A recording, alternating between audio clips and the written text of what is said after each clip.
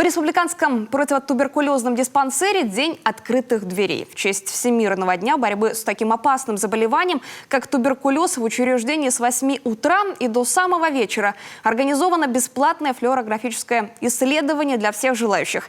Предварительная запись не требуется. При себе необходимо иметь лишь паспорт. Евгения Кладкевич тоже прошла обследование. С самого утра в республиканский противотуберкулезный диспансер собирается очередь. Среди желающих бесплатно пройти флюорографию люди самых разных возрастов. Важность ежегодного обследования на туберкулез осознает каждый. Флюорография каждый год проводится? Стараюсь каждый год, только из-за пандемии пропустила, решила сейчас пройти. Обезопасить себя в первую очередь и окружающих себя людей от болезней.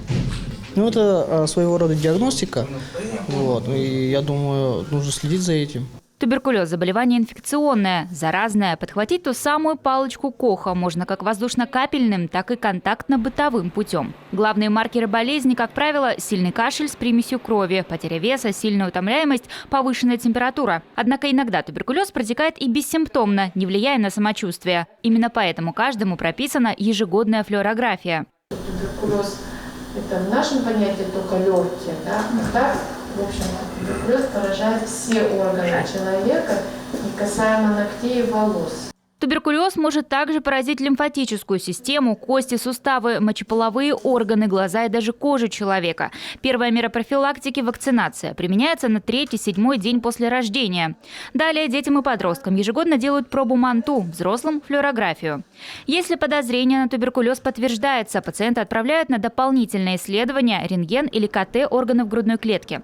В противотуберкулезном диспансере томограф, к слову, появился в 2011-м. В случае положительного диагноза на экране отображаются белые пятна – очаги заболевания. С учетом пандемии снижения процента охвата профилактическими осмотрами на туберкулез, но это и понятно, были исключены из проведения диспансеризация, профилактические медосмотры. Это в рамках этих мероприятий всегда проходили флюорографию. Соответственно, конечно, процент охвата снизился.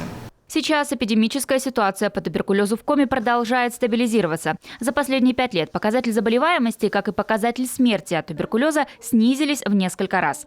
День открытых дверей – один из инструментов поддержания такой статистики. Ежегодно бесплатную флюорографию, со слов медиков, проходит несколько сотен человек. Ожидается, что в этот раз их количество будет куда больше, ведь из-за пандемии профилактическое исследование легких пока проводится не в каждой поликлинике.